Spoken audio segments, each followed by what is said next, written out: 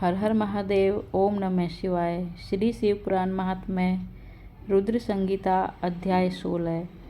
तो भक्तों, पिछले अध्याय में हमने देखा कि ब्रह्मा जी सृष्टि की रचना कैसे करते हैं, और आज के इस अध्याय में हम देखेंगे कि ब्रह्मा जी स्वयंभू मनु, शत्रुपा की, ऋषियों की तथा दक्ष कन्याओं की संतानों का वर्णन करते हैं और सती और शिव की महत्ता का प्रतिपादन करते हैं।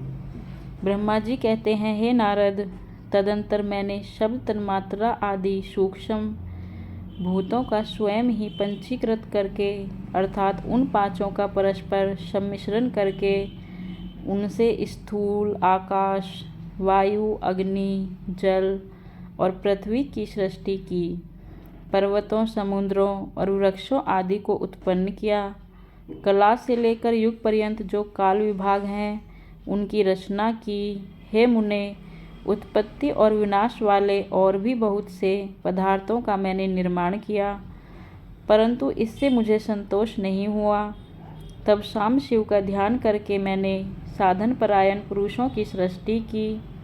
अपने दोनों नेत्रों से मरीच को, हृदय से भृगु को, सिर से अंगिरा को, व्यान वायु से मुनि श्रेष्ठ पुलह को, उदान वायु से पुलस्त्य को, समान वायु से वशिष्ठ को, अपान से क्रतु को, दोनों कानों से आत्री को, प्राणों से दक्ष को, गोद से तुमको, छाया से कर्दम मुनि को तथा संकल्प से समस्त साधनों के साधन धर्म को उत्पन्न किया। हे मुनि श्रेष्ठ, इस तरह इन उत्तम साधकों की सृष्टि करके महादेव जी की कृपा से मैंने अपने आप को कृतार्थ माना। हे तात, तत्पश्चात संकल्प से उत्पन्न हुए धर्म मेरी आज्ञा से मानव रूप धारण करके साधकों की प्रेरणा से साधन में लग गए। इसके बाद मैंने अपने विभिन्न अंगों से देवता, असुर आदि के रूप में असंख्य पुत्रों की सृष्टि करके उन्हें भिन्न भिन्न शरीर प्रदान किए।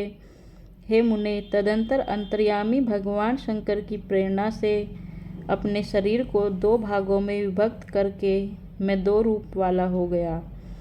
आगे ब्रह्मा जी कहते हैं, हे नारद, आधे शरीर से मैं स्त्री हो गया और आधे शरीर से पुरुष।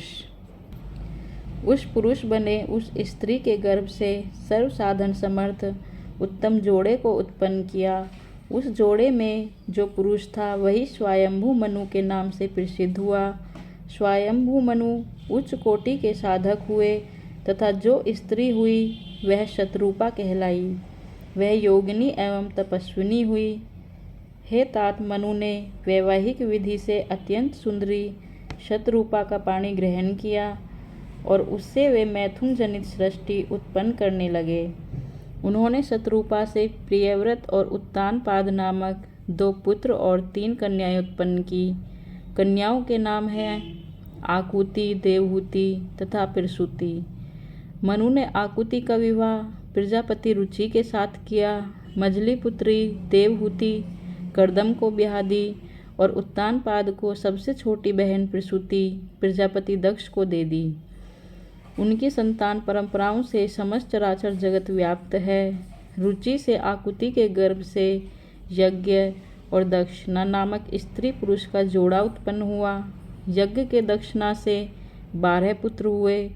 हे मुने, कर्दम द्वारा देवहूति के गर्भ से बहुत सी पुत्रियां उत्पन्न हुई। दक्ष के प्रसूति से 24 कन्याएं हुई। उनमें से श्रद्धा आदि 13 कन्याओं का विवाह दक्ष ने धर्म के साथ कर दिया। और हे मुनीश्वर, धर्म की उन पत्नियों के नाम सुनो: श्रद्धा, लक्ष्मी, धृति, तुष्टि, पुष्टि, मेधा, क्रिया, बुद्धि, लज्जा, वसु, शांति, सिद्धि और कीर्ति। ये सब 13 हैं। इनमें सबसे छोटी जो शेष 11 सुलोचना कन्याएं थीं उनके नाम इस प्रकार हैं: ख्याति, सती, संभूति, स्मृति, प्रीति, क्षमा, संति, अनसुईया, ऊर्जा, स्वाहा तथा स्वधा। भृगु, शिव, मारीचि, अंगिरा मुनि, पुलस्त्य, पुलहा, मुनिश्रेष्ठ क्रतु, अत्रि, वशिष्ठ, अग्नि और पितरों ने क्रमशः इन ख्याति आदि कन्याओं का पाणी ग्रहण किया। भृगु आदि मुनिश्रेष्ठ साधक हैं। इनकी संतानों से चराचर प्राणियों सहित सारी त्रिलोकी भरी हुई है। आगे ब्रह्मा जी कहते हैं, इस प्रकार अंबिकापति महादेव जी की आज्ञा से अपने पूर्व कर्मों के अनुसार बहुत से प्राणी असंख्य श्रेष्ठ द्विजों के रूप में उत्पन्न हुए। कल्प भेद से दक्ष के 60 कन्याएं बताई गई हैं। उनमें से 10 कन्याओं का विवाह उन्होंने धर्म के साथ किया। 27 कन्याएं चंद्रमा को ब्याह दी और विधि पूर्वक 13 कन्याओं के हाथ दक्ष ने कश्यप के हाथ में दे दिए। हे नारद, उन्होंने 4 कन्याएं श्रेष्ठ रूप वाले ताक्षरीय अरिष्ट नेमि को ब्याह दी तथा भृगु, अंगिरा और कुशासव को 2-2 कन्याएं अर्पित की। उन स्त्रियों से उनके पतियों द्वारा बहुसंख्यक चराचर प्राणियों की उत्पत्ति हुई। हे मुनिश्रेष्ठ, दक्ष ने महात्मा कश्यप को जिन 13 कन्याओं का विधि पूर्वक दान दिया था, उनकी संतानों से सारी त्रिलोकी व्याप्त है। स्थावर और जंगम कोई भी सृष्टि ऐसी नहीं है जो कश्यप की संतानों से शून्य हो। देवता, ऋषि, दैत्य, वृक्ष, पक्षी, पर्वत तथा तृणलता आदि सभी कश्यप पत्नियों से पैदा हुए हैं। इस प्रकार दक्ष कन्याओं की संतानों से सारा चराचर जगत व्याप्त है। पाताल से लेकर सत्यलोक पर्यंत समस्त ब्रह्मांड निश्चय ही उनकी संतानों से सदा भरा रहता है, कभी खाली नहीं होता। आगे ब्रह्मा जी कहते हैं कि इस तरह भगवान शंकर की आज्ञा से भली भांति सृष्टि की रचना की।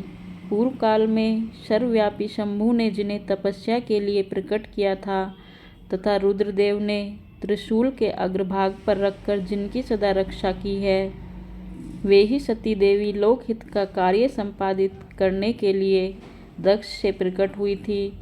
उन्होंने भक्तों के उद्धार के लिए अनेक लीलाएं की। इस प्रकार देवी शिवा ही सती होकर भगवान शंकर से ब्याही गई, किंतु पिता के यज्ञ में पति का अपमान देख उन्होंने अपने शरीर को त्याग दिया और फिर उसे ग्रहण नहीं किया। वे अपने परम पद को प्राप्त हो गई। फिर देवताओं की प्रार्थना से वे ही शिवा पार्वती रूप में प्रकट हुई और बड़ी भारी तपस्या करके पुनः भगवान शिव को उन्होंने प्राप्त कर लिया। हे मुनीश्वर, इस जगत में उनके अनेक नाम प्रसिद्ध हुए। उनके कालिका, चंडिका, भद्रा, चामुंडा, विजया, जया, जयंती, भद्रकाली, दुर्गा, भगवती, कामाख्या, कामदा, अम्बा, मृडानी और सर्वमंगला आदि अनेक नाम हैं जो भोग और मोक्ष देने वाले हैं। ये सभी नाम उनके गुण और कर्मों के अनुसार है। आगे ब्रह्मा जी कहते हैं, हे मुनिश्रेष्ठ नारद, इस प्रकार मैंने सृष्टि क्रम का तुमसे वर्णन किया है। ब्रह्मांड का यह सारा भाग भगवान शिव की आज्ञा से मेरे द्वारा रचा गया है। भगवान शिव को परम ब्रह्म परमात्मा कहा गया है। मैं विष्णु तथा रुद्र, ये 3 देवता गुण भेद से उन्हीं के रूप बतलाए गए हैं।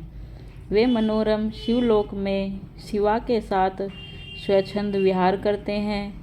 भगवान शिव स्वतंत्र परमात्मा है, निर्गुण और सगुण भी वे ही हैं। तो भक्तों, इस प्रकार हमने जाना कि ब्रह्मा जी भगवान शिव की आज्ञा से संपूर्ण सृष्टि की रचना करते हैं। श्री शिव पुराण महात्म्य रुद्र संहिता अध्याय 16 समाप्त।